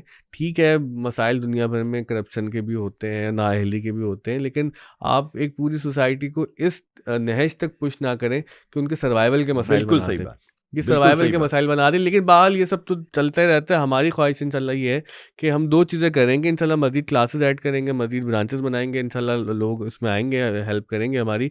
दूसरा हमने ये किया कि ऑनलाइन एजुकेशन के ज़रिए हमने अपने तमाम जो क्लासेस हैं क्लास 1 से लेकर 8 तक, बल्कि किंडरगार्टन भी, हमने अपनी किताबें बना ली इस साल। 3 साल हमें एक बड़ा मसला ये हुआ कि बच्चों के पास पैसे नहीं थे किताबें खरीदने के, तो हम कुछ जमा वमा करते थे, कुछ वो हिस्सा डालते थे। तो पिछले साल मैंने हिम्मत की, और मेरी टीम को वैसे सलाम है कि उन्होंने बड़े शॉर्ट नोटिस पे, मतलब पहले तो सब मेरी फटी-फटी आँखों में देख के निज़ाम भाई दिमाग ख़राब हो गया आपका, कैसी बातें कर रहे हैं, 8 साल की किताबें बनाना। तो मैंने कहा एक तो अल्लाह ताला सबसे पहले हमारे भरोसा है, और अल्लाह ताला ने हमें एक नेमत अता कर दी आर्टिफिशियल इंटेलिजेंस, उसको इस्तेमाल करते हैं। हमने चैट जीपीटी के पेड वर्जन्स ख़रीदे और कुछ हमने उस तरह के टूल्स लिए, और हमने 1 साल में पूरे 8 जमातों का सिलेबस बनाया, 9वीं से लेकर 12वीं तक जो सिंध बोर्ड के सिलेबस उसके नोट्स अपने बनाए हैं, वो छाप भी दिए हमने। अब वही हम सब जो है मोबाइल पर और इंशाल्लाह वेबसाइट पे लेके आ रहे हैं। तो पाकिस्तान भर में जो बच्चे स्कूल अफोर्ड नहीं कर सकते, वो हमारे पास आकर फ्री ऑनलाइन पढ़ सकते हैं। अच्छा, आपने बड़ी अच्छी बात की जिस तरीके से आप काम कर रहे हैं, एक इर्तिकाई अमल है। आपने कहा 5-6 साल से सही मानों में आपने इस पूरे मामले पे ज़ोर देना शुरू किया। दुनिया जिस तरीके से चेंज हो रही है, एजुकेशन का सिस्टम चेंज हो जी। रहा है, डिजिटाइजेशन की तरफ चीज़ें जा रही हैं। अभी आपने एआई का ज़िक्र किया, तो इन चीज़ों को सामने रखते हुए जो सेल्फ असेसमेंट के साथ आपने कि एंटरप्रेन्योरशिप के हवाले से बच्चा खुद कैसे एक जी, वन खुद कफ़ील कैसे वन बने? मैन कंपनी जी, बन जाए, किस बिल्कुल। तरीके से वो किसी के ऊपर डिपेंडेंट ना हो, इसके ऊपर आप जी। जो कर रहे हैं बिल्कुल कर रहे हैं, मैं इत्तेफ़ाक से मिलवा सकता हूँ, अभी हम इस पॉडकास्ट के या बाद चलते हैं। जी। हमारे पास एक बच्चा है इब्राहिम, तो उसने अपना परफ्यूम का काम शुरू कर लिया। अच्छा। वो परफ्यूम लेके आया, फिर उसने उसकी ब्रांडिंग की, क्योंकि वो डिज़ाइन सीख गया था ना, डिज़ाइन सेंस पता हो गया था। फिर कई बच्चे ऐसे हैं कि जो फ्रीलांस काम कर रहे हैं, मुख्तलिफ लोगों के काम कर रहे हैं। अच्छा, फिर हमने एक और चीज़ की है, असल मेरा मसला आपको पता है, ताल्लुक बहुत ज़्यादा है लोगों से, तो वो लोग मुझे काम दे देते हैं, मैं उसमें अपना कमीशन रखे बगैर उन बच्चों को दे देता हूँ। तो बच्चों के पास महीने में आखिर के अंदर इतने पैसे आ जाते हैं कि वो ज़रा इज़्ज़त से महीना भी गुजार लें, कोई अय्याशी भी कर लें और घर को सपोर्ट भी कर लें। तो 3 चीज़ें हम कर रहे हैं। एक तो हम बच्चों को जॉब्स पर प्लेस करवा देते हैं, उनको एक सर्टेन स्किल सेट उनका जब बन जाता है, ट्रेनिंग से गुजर जाते हैं। सेकेंडली हम ये करते हैं तो बच्चा, हमारे पास स्टेशन है OTS में, उनके पास इतना काम है कि अल्हम्दुलिल्लाह ये अपना महीना गुजर बसर कर लेते हैं आराम से। और तीसरी बात जो आप एंटरप्रेन्योरशिप वाली कर रहे हैं, उसमें एक इन बच्चों को हमने ये कहा कि भाई तुम मार्केट में खुद भी काम लो। मुझे बाद 2-4 बच्चों को आया भी, कहने लगे हमने वो दुकानों पे गए और हमने वहाँ पे उनके पोस्टर डिज़ाइन कर दिए। अपवर, फाइवर पर हमने कुछ बच्चों को लगा दिया। एक लड़का और है हमारे पास, वो माशाल्लाह इतना अच्छा डिज़ाइनर बना है कि वो कुछ मेरे काम भी एक ऐप के कर रहा है और फिर उसने अपने काम शुरू कर लिए, अपना एक सेटअप बना लिया, 2-3 लड़कों को आगे लगा लिया। माशाल्लाह। माशाल्लाह बहुत टैलेंट है हमारे बच्चों में। और ये सही कोई बात ऐसी है। किताबी फजूल बात नहीं है, क्लीशे सी कि पाकिस्तान में बहुत टैलेंट है। अल्लाह ताला ने बहुत करम किया इस मुल्क पे, बस मसला ये है कि कुछ एनालाइज तो सही करे ना। अच्छा, ये मुझे बताइए कि ये इलाका सिर्फ इसी को रखने का इरादा है आपका, या इसको कुछ मज़ीद बढ़ाने का मुख्तलिफ जगहों पे ब्रांचेस। ब्रांचेस, शुरू में कराची में ही 1-2 और फिर उसको आगे नहीं, लेके चलना है? पाकिस्तान में कहीं भी अगर कोई हमें बुलाएगा कि जी हम चाहते हैं कि ऑफ द स्कूल की ब्रांच खोलें, हत्ता कि ऑफ द स्कूल का नाम इस्तेमाल नहीं करें। आप हमसे हमारा मटेरियल ले लें सारा, हमने किताबें बनाई हुई हैं, हमने अपने हमारा मॉडल प्रोटोकॉल, ले लें आप। पूरा मॉडल ले लें, हाँ, प्रोटोकॉल बनाए हुए हैं, हमने सब हाँ, कुछ लिखा हुआ है। हुँ, और चूँकि आपको पता है कि हमें सहाफ़त में बहुत सारी बुरी आदतें तो पैदा हो जाती हैं आदमी, लेकिन एक अच्छी आदत भी पैदा होती है लिखने की। तो हाँ, लिखने से नहीं जुझुराता मैं, तो हुँ। मैंने चीज़ें बहुत डिटेल में लिखी हुई हैं और जो सब सारी किताबें हमने बनाई, लिख के ही बनाई हैं। तो अब कुछ लोगों ने राब्ता किया भी है। दूसरा हमारा इरादा इंशाल्लाह ये है कि चाहे कराची हो, लाहौर हो, इस्लाम, पिंडी, कहीं भी, पेशावर, अगर कोई ज़मीन हमें देता है तो हम बिल्कुल ज़मीन पर स्कूल बनाने को तैयार हैं। मतलब हाँ, ये अच्छी आपने बात याद लाई कि हम कराची में भी ढूंढ रहे हैं, लेकिन कराची में मसला है कि अगर ज़मीन आप लेने निकले ना, तो सारा पैसा ज़मीन में ही चला जाता है। अच्छा, एक रुझान है बहुत ज़्यादा, आप पॉडकास्ट करते हैं माशाल्लाह, मकबूल पॉडकास्ट है आपके, कि लोग शोबिज़ और स्पोर्ट्स की जो सेलिब्रिटीज़ हैं, उनको बुलाकर और वो आई बॉल्स अपने जो है व्यूज़ लेते हैं। तो और अब वो बड़े सियाने हो गए हैं, वो पैसे मांगते हैं। तो आपने इसका हल क्या निकाला? क्योंकि आपके पास मुझे ऐसे लोग नज़र आते हैं जो आपकी पॉडकास्ट से ही मशहूर होते हैं। तो आपने क्या यार गिदड़ सिंगी क्या है ये? नहीं, हम लोग असल में देखें ना, ज़िंदगी में कुछ कामयाबियाँ उन लोगों के हिस्से में होती हैं जो कामयाबियाँ तलाश नहीं कर रहे होते। तो मुझे लगता है कि इसमें हम पॉडकास्ट के मामले में ना बिल्कुल, हमारी अल्लाह जानता है मेरे दिल के हाल को अल्लाह, कि हमने कभी भी ना वो वाली हरकतें नहीं की। इवन एक हाल भी, अब पता है क्या हो रहा है, अब लोग मुझे ऑफ़र करते हैं पैसे। हुँ, अभी रिसेंटली एक साहब ने 5 लाख रुपए ऑफ़र किए कि आप 5 लाख रुपए में हमारा पॉडकास्ट करें, पेड पॉडकास्ट। हुँ। तो मैंने बोला, तो अव्वल तो हम ये लेते नहीं हैं। अगर आपको कोई नेकी बात है। करनी है 5 लाख रुपए की ना, तो हमारे बच्चों को आगे कोई लैपटॉप दिला दें, किसी को मोबाइल दिला दें, कोई हम चले डीजल दिला दें, जनरेटर चलाते हैं हम, लेकिन हम पॉडकास्ट की मद में नहीं लेंगे। तो वो मसला क्या निकला? मसला ये निकला, उन्होंने कहा कि भाई आप हमारी मर्जी के सवाल करें। तो मैंने कहा फिर उसमें ये कर लें, करना तो वो भी नहीं था कि हम पेड पॉडकास्ट लिखें उस पर। उन्होंने कहा आप पेड पॉडकास्ट लिखेंगे तो लोग जो है वो को पता चल जाएगा। तो मैंने कहा देखिए, मैंने सहाफ़त में काम किया था, सहाफ़ी काम किया, अखबारों में, टीवी में, ऑनलाइन, कि एक होता है, एक खबर होती है और एक होता है इश्तिहार। और आप जानते हैं कि हमारे यहाँ जब से ये एक मसला शुरू हुआ है कि इश्तिहार को खबर की सूरत में छापना है, तो ये गैर अखलाकी और बददियानती है। एडवर्टोरियल। एडवर्टोरियल भी तो ये डायरेक्ट चीज़ होती है हाँ, ना, लेकिन हाँ। उसमें भी पता होता है ना पता होता है कि कि भाई कि पेड ये कंटेंट है, पेड लिखा होता कंटेंट है। है। अब हमारे पास एक चैलेंज ये आ रहा है कि लोग हमसे बहुत एक्टिवली कांटेक्ट करते हैं कि आप हमसे करें तो पेड पॉडकास्ट, लेकिन हम लिखें ना। तो देखिए, हाँ, पहले तो मैं ये क्लियर कर दूं कि जो लोग पेड पॉडकास्ट करते हैं, मैं उन पर तनकीद नहीं कर रहा। ये एक बिजनेस मॉडल है पॉडकास्टिंग, जैसे कि मेन स्ट्रीम मीडिया है, अखबार है, ऑनलाइन है, तो अच्छा एक काम है, करना चाहिए।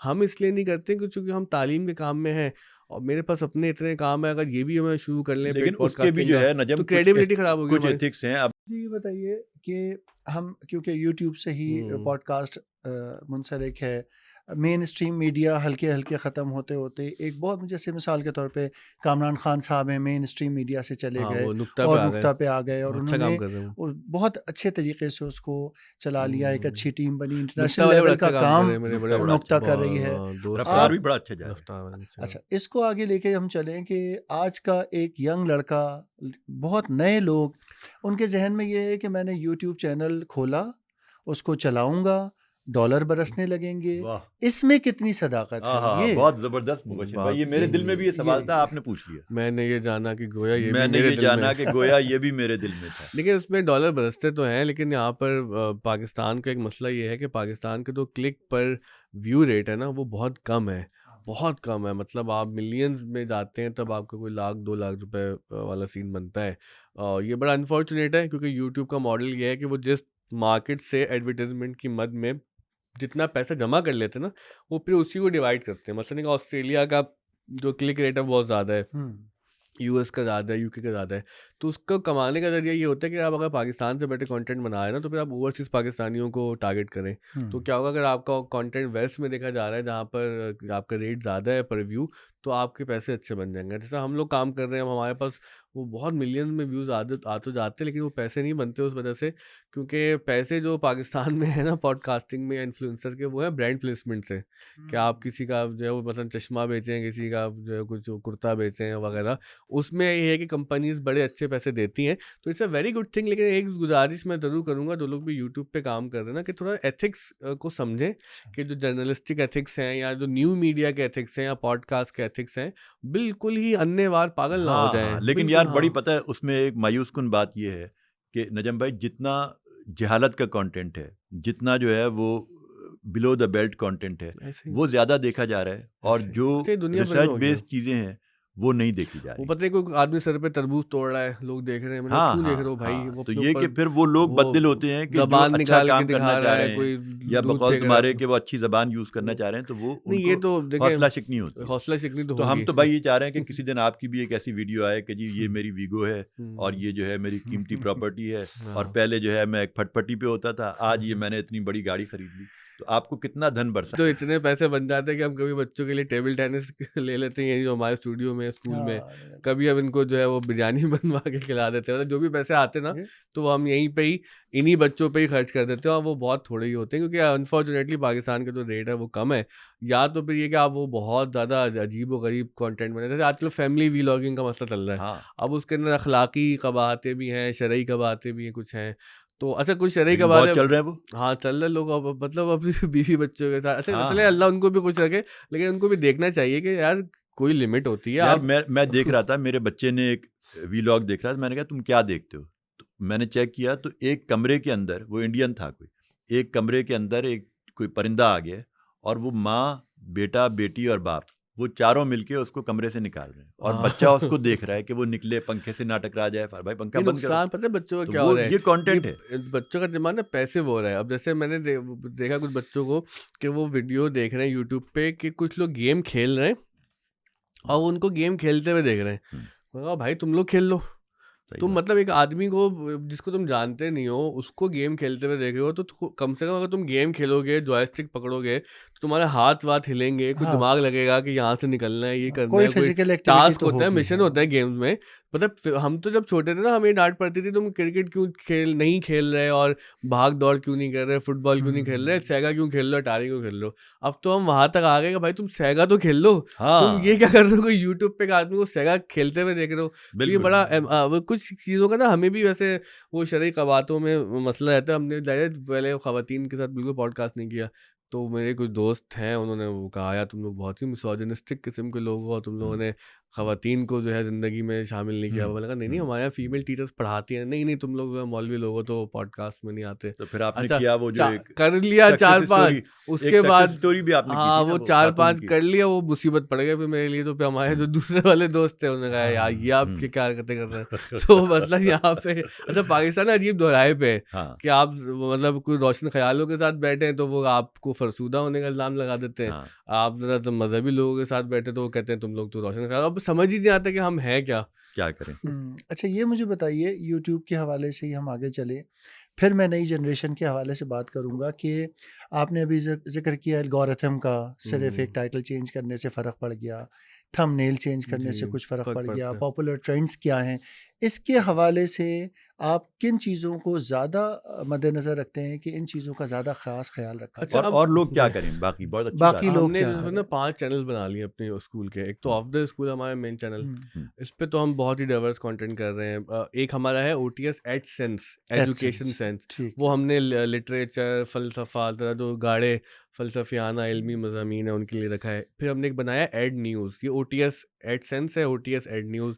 उसको थोड़ा न्यूज़ सेंट्रिक करंट अफेयर्स से हमने रखा है। फिर हमने एक एड टैग बनाया है जिसके अंदर हमने क्लासरूम्स में जो पढ़ाया जाता है 9, 10 फर्स्ट सेकंड ईयर को, वो सारे लेक्चर रिकॉर्ड करके डाले हुए हैं। अच्छा, वो हमारा चैनल है गरीब, वो कोई नहीं देखता।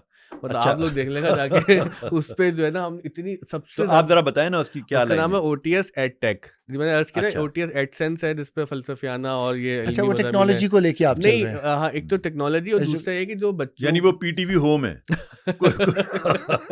मतलब उसमें टीचर ने 9-10 के सारे सब्जेक्ट पढ़ा दिए। OTS Aptech. Edtech ED ED अच्छा। हाँ एड एजुकेशन ठीक का है, ईडी हो गया, टेक हो ठीक है। गया।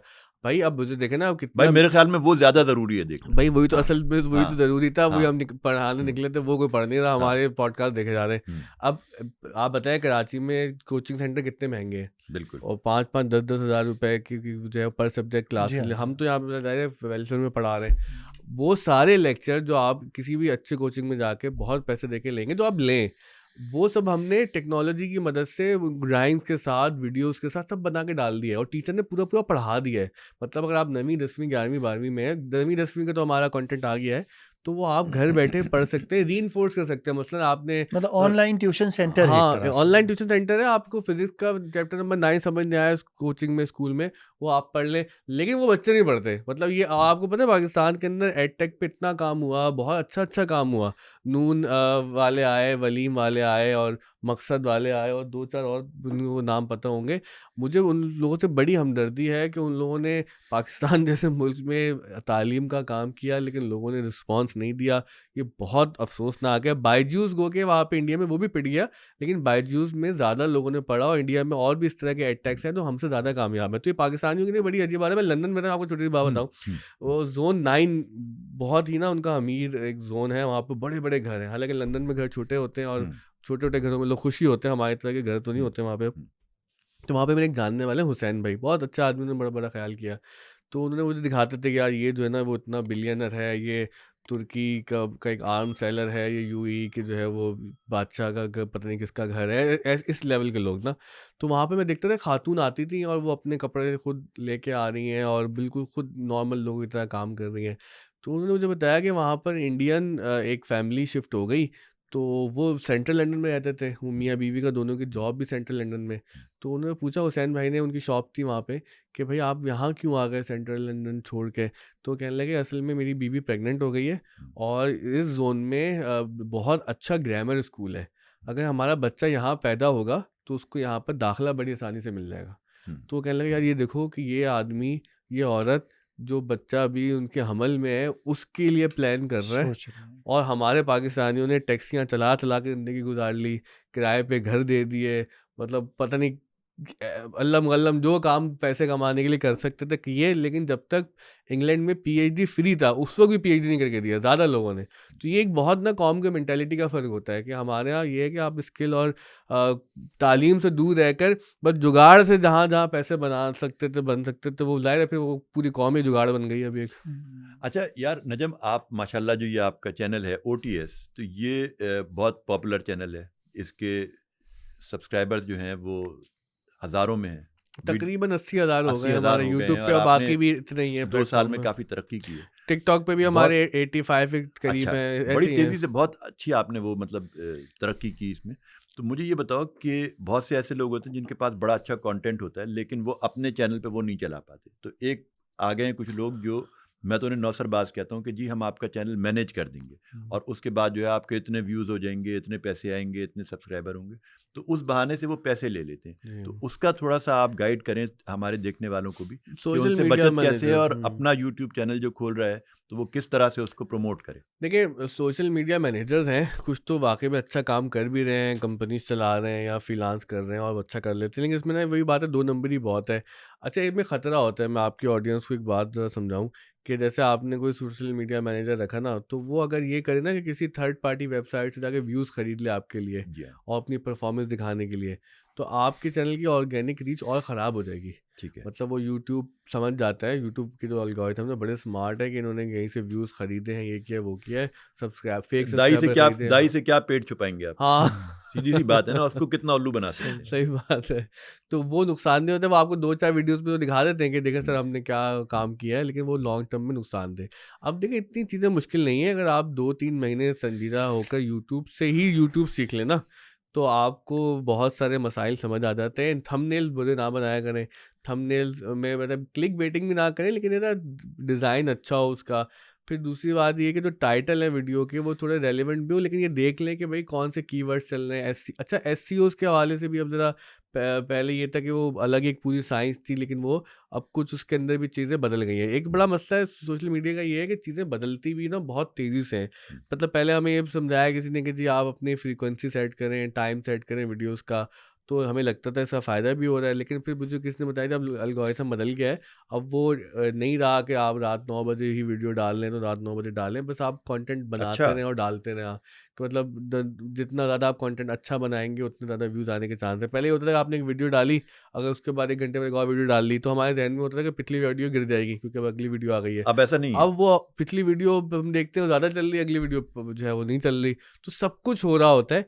तो इसमें बस ये है कि वो जो कहते हैं ना गाते-गाते आदमी गवैया बन जाता है, तो बजाय इसके कि आप मुझसे पूछें कि भाई स्विमिंग कैसे करनी है, आप छलांग मारें, आ डूबेंगे नहीं जाएगी। इंशाल्लाह वाह, वाह, वाह! आप क्या अच्छा जवाब दिया यार। तैरना आ जाएगा आपको। कुछ बातें आप भी अहमद जावेद साहब की तरह जो है ना बड़ी ज़बरदस्त ऐसी आप कर देते हैं कि जो स्पॉन्टेनिटी बहुत ज़्यादा होती नहीं है। यार, अहमद जावेद बहुत साहब असल में ज़बरदस्त ना यार वो ये जावेद साहब कि के आप मामले में कूद ना जाएँ, खुद ब खुद सीख नहीं, एक दफ़ा जाएँगे। मेरे दोस्त ने कहा कि जावेद साहब के मामले में तुम यही फ़ील करते होगे ना कि जैसे वो एक समंदर है, तुम एक कतरा हो, जैसे हाँ। वो आसमान है, तुम हुँ, ज़मीन हो। हुँ। तो मैंने कहा नहीं भाई मैं ये भी फ़ील नहीं करता, अगर वो समंदर है तो हम कतरा भी नहीं है, हुँ, अगर वो आसमान है तो हम हुँ, ज़मीन भी नहीं है। हुँ, हुँ, मुझे ये बताइए कि एक ओवरऑल एवोल्यूशन हो गया है एआई का पूरी दुनिया में। हुँ। आपने जैसे चैट जीपीटी की बात की, डीप सीक की बात की, तो ये मतलब जो आप चाहें वो कंटेंट आपको मिल सकता है। इस एवोल्यूशन ऑफ एआई का पूरे ज़ाहिर-सी बात है ऑल ओवर द वर्ल्ड और पाकिस्तान में भी अब ख़ास तौर पे, तो ओरिजिनल कंटेंट का क्या अहमियत रह गई है अब कि जो ओरिजिनल कंटेंट है,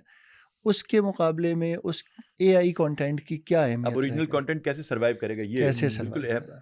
अच्छी बात है। ये खालिद भाई जानते हैं बहुत बेहतर मुझसे कि ना एक जुमला सहाफ़ियों में बड़ा पॉपुलर है और कम्युनिकेशन इंडस्ट्री वालों में भी और कंटेंट का जो भी हुँ, काम करता है कि कंटेंट इज़ किंग।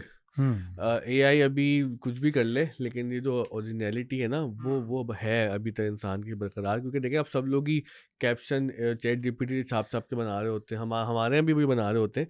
लेकिन मैंने उनसे कहा कि ये इधर देखा करो कि ना कुछ क्लीशे वर्ड हो जाते हैं। जैसे मैं आपके देखने वालों को बताऊं कि आप कहीं भी अगर डीप डाइव इनटू देखें ना, तो आप समझ जाए इस आदमी ने चैट जीपीटी से उठाया है, हुँ, क्योंकि हुँ, वो चैट जीपीटी का पता नहीं कि वो हुँ, फेवरेट वर्ड है डीप हुँ, डाइव। तो आप ये देखें कि जो आपके कॉम्पिटिटर्स हैं जो सोशल मीडिया पे तो बहुत लफ्ज़ घिसे-पिटे हैं ना, हुँ। हुँ। उनके साथ ना खेलें।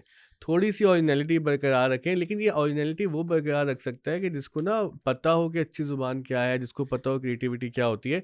क्योंकि अगर आप चैट जीपीटी से या डीप सीक से या जेमिनी पे जाकर आप एक प्रॉम्प्ट डालें कि भई ये मेरा पॉडकास्ट है, इसमें मैंने ये बातें की हैं, इसके कैप्शन बना दो। तो वो शुरू का कैप्शन फ़िज़ूल ही बनाता है। हुँ, जैसे वो मेरे एक शायरी के उस्ताद थे, वो एक बात कहते थे कि भई जब तुम शेर कहते हो ना, तो जो शुरू में पहला ख़्याल आएगा तो वो तो वैसे ही रद्द कर दिया करो। क्योंकि वो देखा करो उसके अंदर कुछ और भी चीज़ें निकल ही आएँगी। हुँ। तो उसमें ये करें कि आप मज़ीद उससे बात करें बहुत डीप अच्छी सीक बात से है। या चैट जीपीटी से कि भई मेक इट क्रिएटिव, कि भाई हुँ। मुझे ये बहुत जेनेरिक लग रहा है, ये बहुत मोनोटोनस है। लेकिन देखिए ना ये आदमी चैट जीपीटी को जो बता रहा है कि मोनोटोनस है, उसको पहले पता भी तो होना चाहिए ना। अब एक बड़ा हुँ। मसला हो गया एआई का कि लोगों ने पढ़े लिखे बगैर ही समझ लिया है कि हम बहुत अच्छा कंटेंट एआई से निकलवा लेंगे। आप नहीं निकलवा सकते अनलेस आपको पता ही नहीं है कि एक चीज़ क्लीशे है। अब क्लीशे का मतलब क्या होता है और क्लीशे क्या होता है, हुँ, तब जाके आप उसको बताएँगे ना कि हुँ, एआई को कि भाई मुझे क्लीशे लग रहा है। तो जो हुँ, एआई है ना, वो इम्कानात है, मतलब वो करोड़ों अरबों कभी बहुत इम्कानात हैं कि हाँ, आप जब अपना प्रॉम्प्ट डालते हैं तो कुछ भी दे सकता है कुछ आगे, भी क्योंकि दे जो जिस सकते डेटा हुँ, पे उसकी ट्रेनिंग हुई है हुँ, वो आपको कोई भी एक इम्कान की तरह निकाल के देगा। अब सवाल ये है कि क्या आप उस इम्कान से मुतमईन हैं? हुँ, क्या वो कैप्शन उठा के अपने हुँ, यूट्यूब पे डाल रहे हैं या अपने हुँ, फेसबुक पे डाल रहे हैं? हुँ। तो ये आपको पास इतनी तालीम और इतनी ट्रेनिंग होनी चाहिए कि आपको पता हो कि भाई ये सही कि आपने बड़ी अच्छी बात की कि जब आप लंदन गए तो आपने सुना कि उससे पहले पीएचडी वहाँ फ्री जी, जी। में हुआ करते थे, लेकिन यहाँ के लोग क्योंकि वर्कर्स क्लास में थे, तो इवन उस तरफ मास्टर्स की तरफ भी नहीं गए, तो पीएचडी तो नहीं, बहुत दूर की कम बात। लोग गए। जब हम ब्रेन ड्रेन की बात करते हैं, जनरली हमारे माशरे में इस वक्त बहुत अरसे से पिछले 5-7 सालों से बात हो रही है कि पाकिस्तान का ब्रेन ड्रेन हो रहा है। हुँ, ब्रेन ड्रेन बेसिकली पढ़े लिखे लोग बाहर जा रहे हैं, वो किसी जगह पहुंचेंगे और पाकिस्तानी नजाद सीईओ, पाकिस्तानी नजाद इंजीनियर, हुँ। पाकिस्तानी नजाद साइंटिस्ट कहलाएंगे। तो आपको क्या लगता है कि ये ज़्यादा बेहतर नहीं है कि इस किस्म का जो अच्छा दिमाग है वो बाहर जाके अपने आप को मनवाए और पाकिस्तान की शनाख्त बने। अब मसला ये ना कि देखिए जब आदमी जाता है ना अपना वतन छोड़ के, तो वो आसान नहीं होता। मसलन ये कि मुझे तो नहीं पता कि लोग खुशी से अपना मुल्क छोड़ के जाते हों। कोई बेचैनी या बेकरारी लेके जाती है या कोई ज़रूरत और मजबूरी लेके जाती है। अच्छा, जो लोग जैसे अमेरिका में पाकिस्तान के बड़े ज़बरदस्त डॉक्टर्स हैं ना, डॉक्टर्स कम्युनिटी माशाल्लाह से वो बड़े मशहूर भी हैं और बड़ा ज़बरदस्त काम कर, इवन यूके में भी हैं। लेकिन बात ये है कि ना जिस तरह से वो कुछ ममालिक हैं, मैं नाम नहीं ले रहा उनका कि वो किसी को मतलब वो तहकीर मकसद नहीं है कि उन बेचारों की इकॉनमी का अब ये सिचुएशन है कि वो बंदे एक्सपोर्ट ही करते हैं और उससे वो फिर रेमिटेंस आते हैं और फिर मुल्क चलता है। ये भी नहीं होना चाहिए कि हम लोगों को इतना मजबूर कर दें, परेशान कर दें कि वो मुल्क छोड़ने में मजबूर हो जाए। हाँ, ये बात ठीक है, जब पाकिस्तानी बाहर जाते हैं और बड़े काम करते हैं तो उससे ज़रा इज़्ज़त में मुल्क की बढ़ती है। लेकिन जिस तरह से आप जो बात करें दुनिया के लीडिंग रोल में अगर हमें पाकिस्तानी नज़र आए, वो उसकी तादाद काफ़ी कम है। अच्छा, उसमें एक तो जेन्युइन बात ये है कि इंडिया की आबादी बहुत बड़ी, ज़ाहिर है कि अब तनासुब से हम मुकाबला नहीं कर सकते, हमारी आबादी कम है। लेकिन उसके बावजूद भी मेरे ख़्याल से ये थोड़ा-सा एक फ्लॉड आर्ग्यूमेंट है आबादी वाला कि अगर हमारी वो तवक्कुआत वो होती और हमारा टारगेट्स वो होते कि हमें दुनिया में ज़रा आगे बढ़ना है, तो मेरे ख़्याल से हम 25 करोड़ होते हुए भी इंडिया से आगे हो सकते थे। अच्छा नजम, मैंने अपने इंट्रो में एक बात कही थी कि डॉन अखबार जो है उसकी एक एलीट रीडरशिप है। तो ये OTS जैसे बहुत सारे ऐसे प्लेटफॉर्म्स हैं कि जिनकी एक एलीट व्यूअरशिप है। तो आप मुझे ये बताएं कि आप मिलियंस ऑफ व्यूज़ की दौड़ में शामिल नहीं हुए या आप शामिल होना नहीं चाहते? होना नहीं चाहते, वरना तो हम करके दिखा सकते हैं। इतना तो यकीन है अब हमें कि हमने इतना काम कर लिया है कि, और ऐसे लोगों को मैं जानता हूँ जो कि तो बड़े शौक से आना चाहते हैं। बल्कि मैं अब ज़ाहिर है सब बातें नहीं कर सकता, मेरी भी कुछ आपको पता है घर की भी मजबूरियाँ हैं, कुछ मजहबी मजबूरियाँ भी हैं।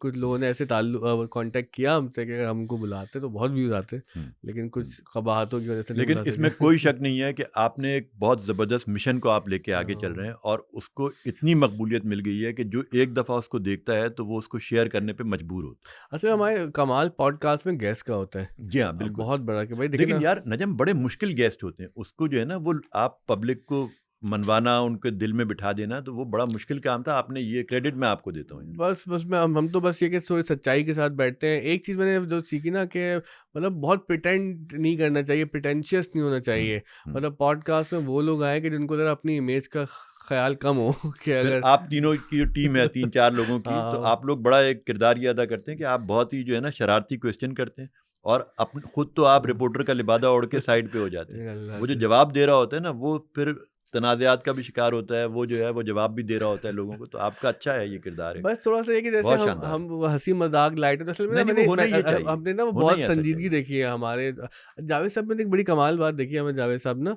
जैसे ना उनकी महफ़िल में बैठ के बड़ी खुशगवार तबीयत हो जाती है, तबीयत हाँ बहुत खुशगवार हो हाँ जाती है, वरना अदरवाइज़ ये होता है कि आप किसी बहुत साहिबान इल्म को देखें ना, तो वो सही है आप कुछ सीख के तो उठते हैं, लेकिन वो ऐसा लगता है वो इल्म के बोझ के साथ जी हाँ। वहाँ से हमारे उठने, जावेद साहब उसको थोड़ा बिल्कुल डाइल्यूट कर देते हैं। हाँ। बाकी लोगों का थोड़ा खुश्क हम्म। तबीयत के साथ बात हाँ, कर रहे होते हैं। तो वो हमने उनसे सीखा और मुझे जावेद भाई साहब के आपने इतना अच्छा वो सीखा कि हम जो आपकी महफिल में इतनी देर से बैठे हैं, तो हमें खुद भी जो है ऐसा लग रहा है कि वाह हम वाह, किसी एक ड्राइंग रूम में बैठे क्या हुए बात हैं, करी। ना कोई पॉडकास्ट कर रहे हैं, ना कोई कैमरे लगे हुए हैं, और हम जो है कुछ, हालांकि उम्र में आप कम होंगे, मुझसे तो कम होंगे, मुबशिर भाई शायद नहीं नहीं, मुझसे भी है, बहुत इनसे कम। भी ज़्यादा कम नहीं होंगे। ज़्यादा हो गया है। नहीं नहीं, वैसे बहुत वो कम। गालिब ने वो एक कहते हैं ना, नहीं वो कहते हैं ना कि उम्र में मुझसे 40 साल बड़े हैं लेकिन छोटे भाइयों की तरह छोटे नहीं, भाइयों की हैं। तरह। नहीं वो मेरा मतलब वो है कि गालिब का एक शेर ना मुझे उम्र के बारे में बड़ा पसंद है कि कब से हूँ क्या बताऊँ जहाने ख़राब में, वाह, शब हाय हिज्र को भी रखूँ घर हिसाब में। तो वाह, मुझे लगता है कि वाह। मैंने एक बहुत लंबी शब हाय हिज्र काटी है, अच्छा, ऐसे ही बस वो आप फनकाराना सलाहियतें आपका बढ़ाने के लिए। ओवरऑल एक, क्योंकि जिस खानवादे से आपका ताल्लुक़ है, अलहाज रियाजुद्दीन सोहरवर्दी साहब बहुत ही अजीम शायर, बहुत शानदार नातें उन्होंने लिखी और भी कलाम लिखे, ए इश्क़ नबी जैसी हाँ, नात माशाल्लाह उन्होंने। बहुत तो आप भी कोई आखिर में हमें कोई अपना कलाम सुनाकर उठें, भले वाह, वो वाह, वाह, क्या अच्छी वो फरमाइश हाँ, की है, उसमें वो ज़बरदस्त। कलाम बरसाने शायर वाली है। बज़बान शायर वाला वाह, मामला है वाह, ना। वाह, वाह, मुबशिर भाई, तो थैंक यू यार, आपने ये ज़िक्र बड़ा भी अच्छा है। किया था कि इस्लाह कर हाँ, आपने बहुत कम उम्र में इसको शुरू हाँ, किया, मैंने भी तो नोट किया था, इन्होंने शुरू में इन्होंने कहा बात था की कि तो इस्लाह के लिए किसी के पास हाँ, जाते थे। शबनम रुमानी साहब शबनम हमारे, रुमानी साहब, क्या हाँ, नाम था उनसे भाई। मैंने सलाह ली और मैं असल में दादा का जब इंतकाल हुआ तो हम हज पे थे, वापस आए तो शायद मैं 9-10 साल की उम्र थी मेरी, तो मैंने एक कलाम लिखा मनक़बत जिसे हम कहते हैं, सुभान वाह अल्लाह। तो वाह, वो दादा की 40वीं में पढ़ी थी मैंने, तो वो मैंने शबनम नुमानी साहब से, वालिद साहब मुझे लेके गए थे। मेरे वालिद साहब भी नात गो शायर हैं, तो वो भी उनसे सलाह लेते रहे जब तक वो हयात थे शबनम साहब। तो शबनम साहब ने वो ठीक की और एक वालिद साहब को कहा कि मैट्रिक तक इनको शायरी नहीं करने दीजिएगा, क्योंकि अगर ये शायरी में लग गए तो उनसे पढ़ाई नहीं होगी फिर। यानी मशरूत इजाज़त दी हाँ, आपको। मशरूत हाँ, इजाज़त दी। हाँ। तो फिर मैट्रिक के लेकिन बाद में कुछ छुप-छुपा के कहता रहा। कोई मैं ताज़ा कलाम जो ताज़ा कलाम आपका छोड़े, मैं आपको जो एक आ इंटरेस्टिंग वाक़या जी, सुनाता हूँ ना, जो हुँ। कलाम से ज़्यादा इंटरेस्टिंग है। जी। कलाम में लेकिन तो कलाम सुनाना पड़ेगा कलाम में सर कुछ नहीं है ऐसा। तो वो मेरे साथ ये हुआ, मैंने 5-6 रजिस्टर भर दिए इंटरमीडिएट तक। फिर उसके बाद वो आ गया मोबाइल। अब मोबाइल पे मुझे लिखने की आदत हो गई। हुँ। मुझे ऐसा लगता है, गुमान है कि हुँ। जैसे किताब भर शायरी मैंने अपने मोबाइल में वो लिखता था वाह! नोट्स में। हुँ। और वो गलती ये कि उस ज़माने में हमें ना वो बैकअप का इतना समझ नहीं थी। वो मेरा मोबाइल गन पॉइंट में छिन गया। आए हाय! अब वो जब वो ज़ालिम मोबाइल ओहो! छीन रहा था, मैं उसको बोल रहा था, यार मसला मोबाइल का नहीं है, तुम सारी शायरी लोगे। ओह! अब कुछ ठीक नहीं है, वो आदमी मशायरे पढ़ रहा हो कहीं है। अब आप उसके ये तो बाद अच्छा कोई है। आप ये तलाश करिए कि उसके ये बाद अच्छा कोई है। नया शायर कोई मेरी आया नज़र हो मंज़र में हाँ, मेरी और नज़र में है 2-3, मुझे लगता है कि ये वही हैं नहीं, जो नहीं, आपका मोबाइल छीन के मतलब गए थे, उन्होंने वो वो काम छोड़ दिया, उन्होंने कहा नहीं, ये वो अच्छा है। इतनी बुरी शायरी थी कि मेरे ख़्याल से वो मोबाइल छीनने का काम ज़्यादा उससे लेकिन मुबश्शिर रिस्पेक्टेबल भाई की हो। फरमाइश अपनी जगह है भाई। हाँ, अच्छा, मैं पता नहीं ताज़ा-वाज़ा क्या सुनाऊँ, मतलब मैं इन दिनों कुछ कह तो रहा हूँ मैं।